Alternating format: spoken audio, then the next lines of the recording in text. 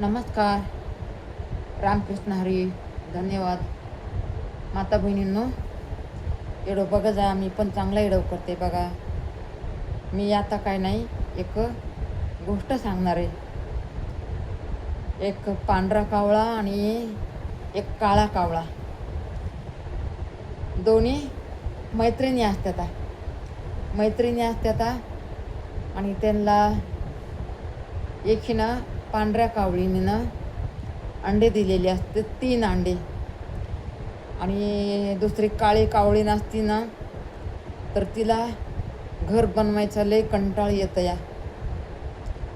तर तिला हिचे अंडे बघून तिला लय खुशी झाली त्या काळ्या कावळीनीला. तर ती म्हणते पांढऱ्या कावळीनीला, म्हणती ताई तू तर लई मोठ्या नशिबवान हेस बघा ना. म्हणती तुम्ही 3 अंडे दिलेत ताई, आणि माझी 1 अंड द्यायची पण अवकाश नाही आहे. तू भाग्यवान आहेस. बघ, माझी 1 अंड द्यायची पण ताकद नाही. ती म्हणते तसं काय नाही ताई, तुझ्या पण पोटी बाळ जन्माला येते, तू पण अंडे द्यायची. अंड्यामधून लेकरं निघते. ती म्हणली नाही ना, माझ्या नशिबात ते आहेच नाही आहे. म्हणती नाही आहे तुझ्या नशिबात. तर ती म्हणती ताई तुला जर चारा पाणी आणायला जायचं असलं तर तू जा. ती म्हणती हो बाई, आता माझे अंडे आहेत इथं, माझ्या अंड्याला कोण बघन. पिल्ले जर बाहेर निघले अंड्याचे पिल्ले जर बाहेर निघले तर कोण बघन माझ्या पिल्यांना. ती म्हणती ताई तू बिंदास जा. मग ती जाती, विश्वासाने जाती. काय माहिती हिच्या पोटात दुखतं या काळ्या कावळीनीच्या. आणि 1 अंडं त्या अंड्यावर बसून, 3 अंडे होते ना त्या पांढऱ्या कावळीनीचे, तर त्या अंड्यावर बसून 1 अंडं देती. लय खुश होती. मग ती ताई म्हणली होती मला, तू पण लेकराची आई बनशील. तर म्हणती हां मी खरंच बनले. तर ती काय करते, तिच्या अंड्यामध्ये हिचं अंडं ठेवती, म्हणजे त्याच्यावर बसूनच तिने अंडं दिलेलं असते. तर ती आणती, चारा पाणी आणती घर बनवायसाठी. थोडं काड्यामुड्या घेऊन येते तोंडामध्ये. तर ही लय खुश होती. हिची मैत्रीण ही काळी कावळी म्हणती बाई तुला तर किती खुशी आहे ना, घर बनवायचं, चारा आणायचा. म्हणते हो बाई, लेकरासाठी तर सगळं करावं लागते.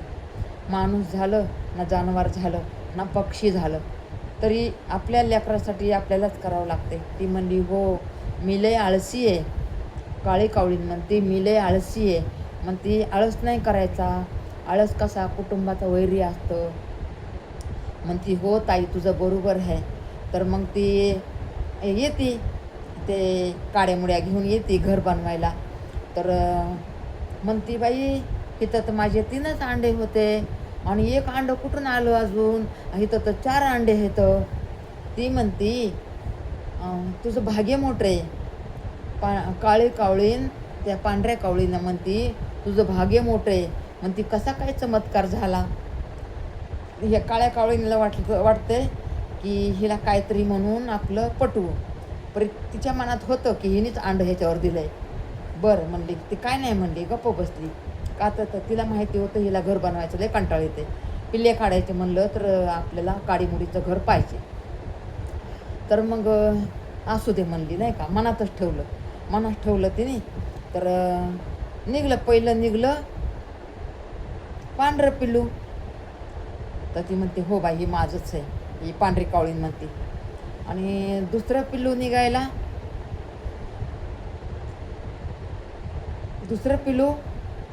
निघायला जरा टाईम लागला. तर ती म्हणते कसं काय बाई अजून माझं पिल्लू नाही बाहेर आलं, अंड्याच्या बाहेर पिल्लू नाही आलं. ती म्हणते येईन ग ताई, टाईम लागन जरा. तर मग दुसरं पिल्लू बी आलं, ते पण पांढरं आलं. म्हणते हा बाई हे पण माझंच आहे. आणि मग तिसरं पिल्लू आलं तर काळं भोर, तिच्या मैत्रिणीसारखं, म्हणजे ती काळी कावळी होती ना तिच्यासारखं. तर मग तिच्या मनाला वाटलं हे पिलू हीच आहे. आणि तिच्या पण मनाला वाटलं की हा हे पिलू माझं आहे. परी ह्यांचं गुपितच राहिलं, गुपितच. ही हिला म्हणली नाही आणि ही हिला म्हणली नाही. तिला वाटलं जाऊ दे, हिला कंटाळा आहे घर बनवायचा, माझ्या अंड्यामध्ये अंडं दिलं, जाऊ दे. तिचं पण पिलू आलं, म्हणजे ती पण आई झाली. आणि मग ह्या दोघीजणी मैत्रिणी खूप चांगल्या राहायला लागल्या. आणि मग चौथं पिलू आलं, मग ते पांढरं आलं. आणि मधल्या साईडचं पिलू आलं ना 2च्या नंतर ते काळं आलं. तर मग ती काळ्या पिल्ल्याला लई जीव लावायला लागली. तिला माहिती होतं माझं पिल्लू आहे. काळ्याला पण लावायला लागली. आणि दुसरे पिल्ले होते का ह्यात पांढऱ्या कावळींचे, तर तिच्या पण पिल्ल्यांना जीव लावायला लागली. ती काड्यामुळे आणायला गेली घर बनवायला, किंवा असं चारा आणायला गेली. पायामध्ये चारा आणतात ना, पायामध्ये एवढा मोठा चारा घेऊन यायची. हलका हलका असतो ना ते गवताचा, त्याचं घर बनवायचं असते. आता सगळे पिल्ले अंड्याच्या बाहेर आले. आता पाणी पाऊस येईन, पिल्ले भिजते ना, पंखाखाली किती बसवणार. 4 पिल्ले नाही म्हणली बसणार, म्हणून तिने घर बनवलं. मग ही 4 पिल्ल्यासाठी घर बनवलं. मग ही चारा आणायला गेली किंवा काड्यामुळे आणायला गेली की हिने त्या काळ्या कावळींना लई पिल्ल्यांचा चांगला सांभाळ करायचा, म्हणजे तिने पण जीव लावला होता. तर मग सांभाळ करायला लागली. मग ते पिल्ले 4 पिल्ले ह्या काळ्या कावळीनीला मावशी म्हणायला लागले. मावशी, तू आमची किती लाड करते, आमची किती माया करते, तू किती चांगली आहे ग मावशी, असं म्हणायचे.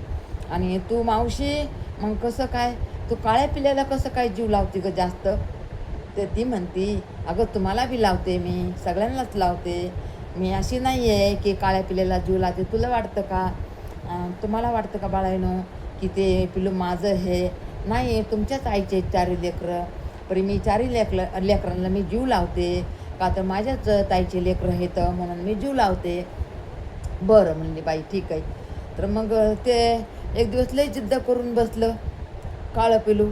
आई, मी काळं काय एवढं, हे 3 पिले तुझ्यासारखे, मी काय या मावशीसारखे. तर ती म्हणायची, त्या मावशीसारखा आहेस तू, अशी म्हणायची. तर बरं जाऊ दे म्हणली, असू दे. मग ते पिल्ले लहानाचे मोठे झाले. मग म्हणली, आता मी पण आता एक घर बनवून मी पण अंडे देऊ आणि ते पिल्ले काढू. मग तिला पण लई हौस लागली. मग हिचं बघून तिने पण 4 अंडे काढले, 4 पिल्ले झाले. मग दोघीजणी, तिचे लेकरं हिला मावशी म्हणायला लागले, हिचे लेकरं ते तिला मावशी म्हणायला लागले. बघा, पक्षी असून सध्या पक्ष्यांना एवढं ज्ञान आहे, तर माणसांना एवढं ज्ञान नसतं. माणसं किती फरक करतात. बायाच बघा, बहिणीचं लेकरू असलं किंवा आता करतात, लाड करतात, असं नाही की लाड नाही करतात लाड, पण जास्त करून स्वतःच्या लेकराला करतात.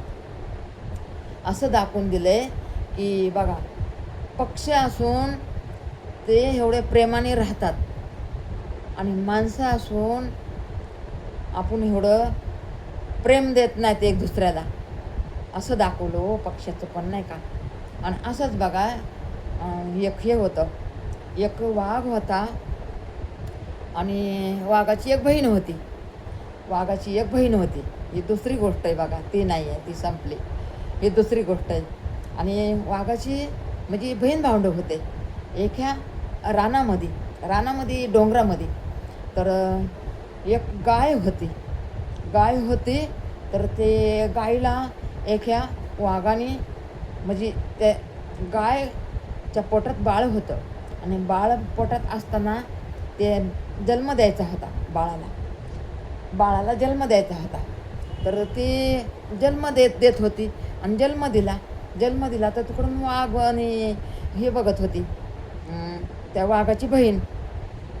तर वाघ म्हणतो, अरे बापरे, लय भारी शिकार आली, आता काय करायला पाहिजे ताई, शिकार तर लय भारी आली या.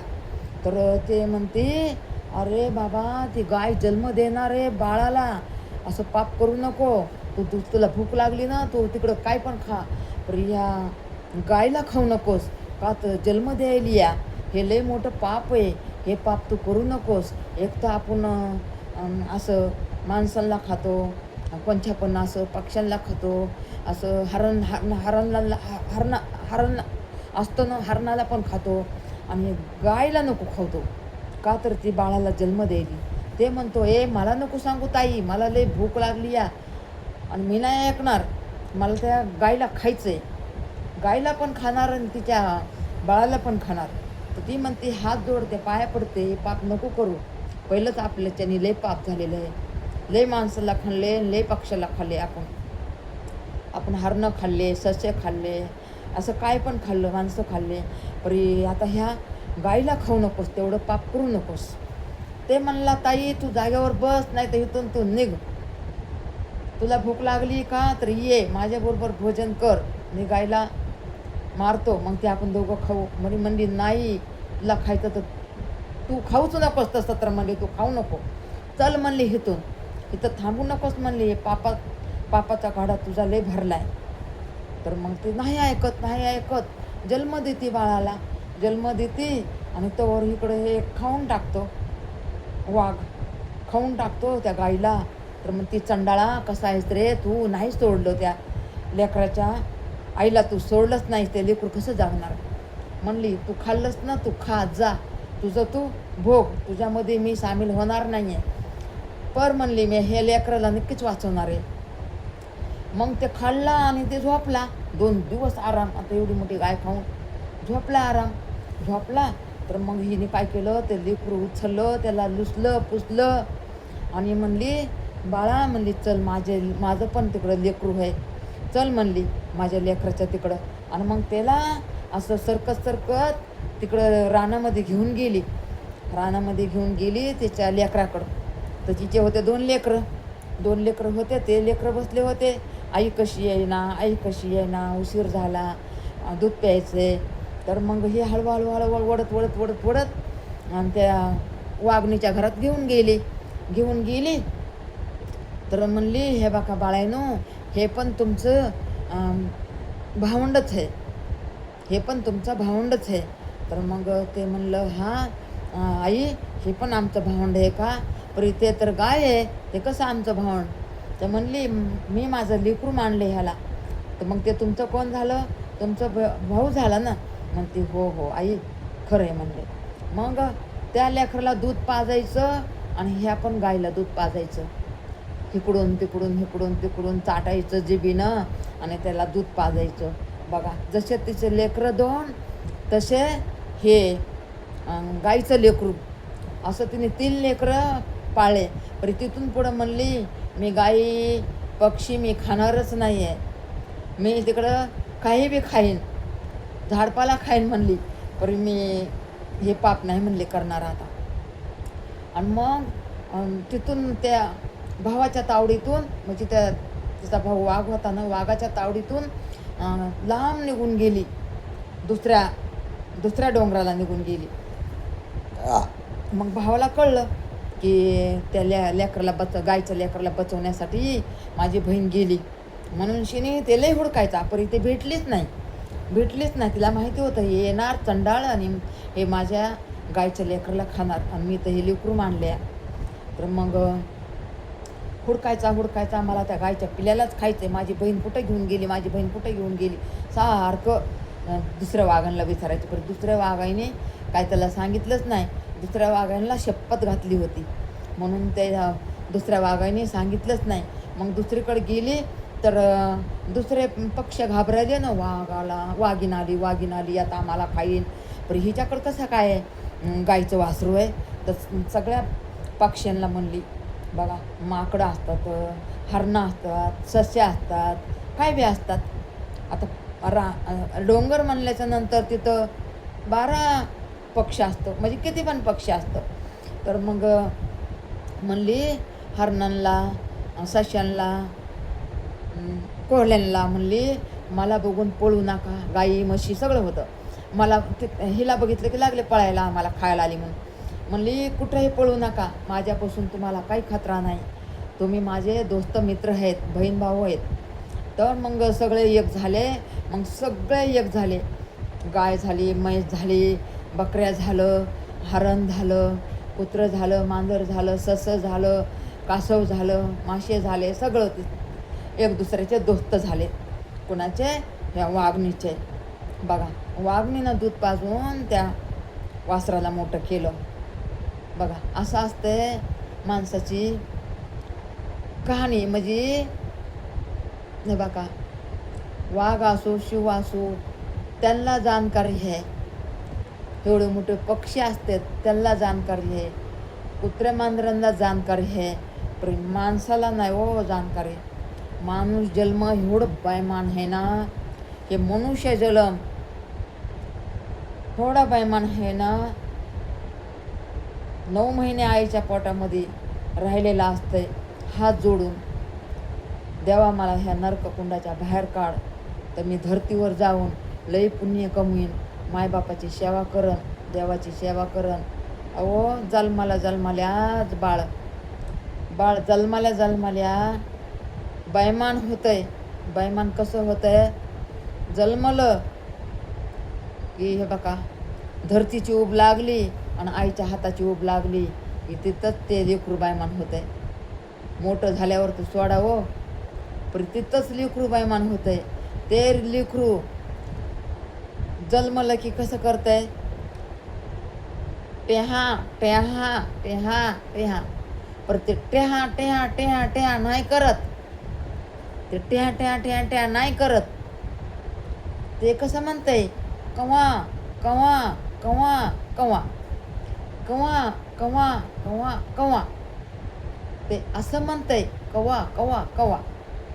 देवाला म्हणतंय कवा बोललो मी तुला, देवा कवा बोललो तुला, मी नाही बोललो तुला. देवाला लेकरू म्हणतंय. असं माणसाची रीत आहे. असं मनुष्य जन्म कसं बैमान आहे हो. किती पण हे बघा 100मधून 10 जण असतील बघा काहीतरी देवाचे उपकार मानणारा आणि मायबापाचे उपकार मानणारा. आणि जे बी मायबापाचे उपकार मानून त्याच्या जीवनात कधीच कमी नाही पडणार. एवढा खुश राहीन. मायबापाचे उपकार जर फेडले तर मायबापाचे उपकार तर कधी फिटणारच नाहीत हो. मायबापाचे उपकार कधी फिटणारच नाहीत, कधीच फिटणार नाही. मायबापाचे रोज पाय धुवून पिलं पाणी तरी मायबापाचे उपकार कधीच फिटणार नाहीत. म्हणून हे बघा मायबापाला कधी विसरू नका. मायबापाने हे बघा हाताचा पाळणा केलेला असते आणि ह्या नेत्राचा दिवा केलेला असते मायबापाने काय केलेलं नसते लेकरासाठी. तुम्ही सांगा की त्या आईनं रात्रात त्या आईला झोप नसते, ईदभर लेकरू असते. कसं ती घेऊन लेकरू छातीला लावते, कशी दूध पाजते. आईला लेकरू घेता येत नाही, परी घेणं शिकते, त्याला चलणं शिकवती, बोलणं शिकवती, हसणं शिकवती, खेळणं शिकवती, रडणं शांत करणं शिकवती. अशी आई असते. काय ते लेकरासाठी आई करत नाही. तुम्ही सांगा की काय करत नाही आई. काय एक केलेलं नसतं त्या लेकरासाठी आईनं. ती आई असती. किती पण हे बघा तुम्ही त्या आईला बंगईत हलवा, पाळण्यात हलवा, झाडाला धोका बांधून 10 झोके द्या तरी आईचे उपकार कधी विसरणार नाही. अशी आपली आई असती. आईला हे बघा जेवढं बी करतात तेवढा आईचा एक आशीर्वाद असते. आई किती बी रागात असली तरी लेकरांनी आई म्हणून आवाज मारला, आई म्हणते काय झालं बाळा तुला, काय झालं तुला. लेकराचा जरा बी आवाज आला तरी आईचं काळीज धड करताय. काय झालं बाळा, काय संकटमध्ये आहेस का, काय आहे तुझं सांग मला, काय तुझा प्रॉब्लेम आहे सांग मला. हे अशी आई असते आपली. आई म्हणजे हे बघा देवीचं रूप असतंय. एवढं कोण जाणतो एवढं. लेकरू लहान असतं तर आपण लेकरासाठी काय करत नाही. बोलणं शिकवतो, चलणं शिकवतो, 10 वेळेस विचारतंय आपण काकाला लेकरू घ्या जा बाहेर, मार्केटला जा, बाहेर जा. ते लेकरू 10 वेळेस म्हणतंय आई ते काय आहे, बाबा ते फळ आहे. ते कोणचं फळ आहे, बाबा ती काकडी आहे. काकडी म्हणजे काय आहे, बाबा ते रानात उगवतंय. शेतकरी पेरतो, शेतकरी मेहनत करतो, शेतकऱ्याला लय मेहनत असते, तेव्हा फळ येतंय, तेव्हा आपण खातो. अगदी काही एक लेकरू विचारत नाही. आपल्या काकाला घेऊन लेकरू चला ना, ते लेकरू आपल्याला 100 प्रश्न विचारतंय तरी आई थकत नाही. आईला कौतुक वाटतंय, कौतुक. आई माझ्या लेकरांनी विचारलंय. घरी येणार आई, अहो रस्त्याने नाही का आपलं बाळ लय विचारत होतं. काय विचारत होतं ग? नवरा म्हणणार, काय विचारत? अहो हे विचारलं, ते विचारलं. हां, केवढं विचारलं? हो, तू सांगितलं? हां, सांगितलं मी. आई अशी असते आई. आई थकत नाही आहे. 100 वेळेस त्या आईला विचारा तुम्ही प्रश्न, ती आई तुम्हाला देणारच. पण ती आई कधी थकणार नाही आहे. ती आई कधीच थकणार नाही आहे. आई कधीच बोर नाही होणार. अशी आई असते आपली. म्हणून आईचे उपकार कधीच फिटणार नाहीत. तुम्ही काही करा, आईचे उपकार कधीच फिटणारच नाहीत. किती जन्म घ्या, आईचे उपकार कधी फिटणार नाहीत. आईला कधी म्हणू नका आई तुला समजत नाही का, आई तुला ऐका येत नाही का, असं म्हणू नका कधी आईला. त्या आईला लहानपणची याद येते. लहानपणची याद येते त्यांच्या लेकरांची. आपण लेकराला एवढे प्रश्न विचारत होता आपल्याला लेकरू, तरी आपण 100 प्रश्न देत होतं कौतिकाने. आणि हे 4 प्रश्न विचारलं तर लेकरू म्हणतंय की आई तुला ऐका येत नाही का, असं असते हो. म्हणून आईला कधी स्वतःपासून दूर करू नका. आईला स्वतःपासून कधी दूर करू नका. आई तुमची शान आहे. आई तुमचं काही बी तुमच्यावर संकट येऊ द्या, बाळा काय झालं तुला, ती आई निवारण करण. जग दुनिया तुम्हाला वाईट सांगायला आहे आणि आई तुम्हाला चांगलं सांगायला आहे. म्हणून आईचा एक एक शब्द खरा असतो. ती आई इडी असू द्या, आई भोळी असू द्या, आईला काय नाही समजू द्या, पण लेकराचं आईला सगळं समजतंय. आईला लेकराचं सगळं समजतंय आणि लेकराच्या मनामध्ये काय आहे ते पण समजतंय. अशी आई असते या आई. लेकराच्या मनामधलं सगळं समजतंय, पण आईच्या मनामधलं लेकरू उलट समजतंय. चला, नमस्कार, रामकृष्ण हरी.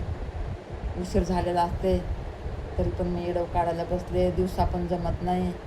आणि बघा माझा मुलगा नाही तेव्हापासून माझं काय मन लागा नाही. मला येड्यावणी झालं या. मला मन नाही लागत. मी हे बघा रात्र जागते. पहिली बी जागतच होते आणि बघा आता तर कसं तरी झोप लागायचा प्रयत्न होत आहे, तरी माझं लेकरू माझ्या डोळ्यासमोर येते हो. असं वाटते कुठल्या झाडाला धरून खवटळून आरडू मी.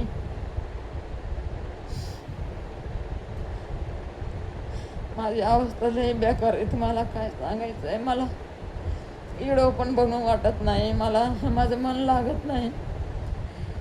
पण मी या बघा बंद कसं करावा म्हणून मी इडो करत राहते. कसं पण आहे बघा मी 4 शब्द मी बोलते, बारकासारखा करते. माझं मन नाही लागत. माझं मन माझ्या लेकरापाशी सगळे. पण माझं दुसरे लेकरं हे तर त्यांच्यासाठी मला गडगड गिळावं लागते. हे बघा छातीवर दगड ठेवून मी चलते, छातीवर दगड ठेवून मी 4 घास खाते, छातीवर दगड ठेवून मी सगळ्याशी गोड राहते. मी सगळ्यासमोर कधी रडत नाही. सगळ्याला वाटत असेल की हिला काही दुःख आहे का नाही, पण माझ्या मनात किती दुःख आहे माझ्या मनाला माहिती हो. माझ्या मनाला माहिती माझ्या मनात किती दुःख आहे. माझ्या मनातलं दुःख कुणीच नाही ओळखणार. लई लाड प्रेम केलेलं आहे हो माझ्या लेकरावर मी. माझ्या सगळ्या लेकरावर माझा जीव तेवढाच आणि त्याच्यावर जीव तेवढाच. कसं माझं लेकरू सोडून गेलं आणि कसं नाही, पण मला नाही वाटत की माझं लेकरू सोडून गेलं. मला वाटतं की आहेच येणार आहे. आता इकडून तरी येणार आहे, इकडून तरी येणार आहे, इकडून तरी येणार आहे, इकडून तरी येणार आहे, असंच म्हणते मी. येणार आहे माझं लेकरू, असंच म्हणते. माझ्या मनाला धीर देते की येणार आहे, हा इथंच आहे, इथंच आहे, इथंच आहे. काय सांगू माझ्या मनाची हालत तुम्हाला. मला रडाई आहे ना लई माझे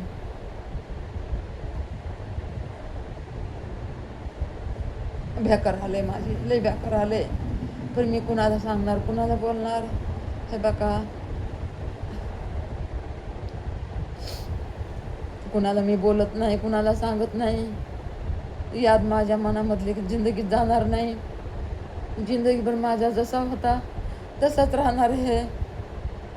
इथून पुढे बी होता, इथून मागं बी होता आणि इथून पुढे बी राहीन. जिंदगीत मी विसरणार नाही. माझ्या लेकराला मी जिंदगीत विसरणार नाही. रामकृष्ण हरी.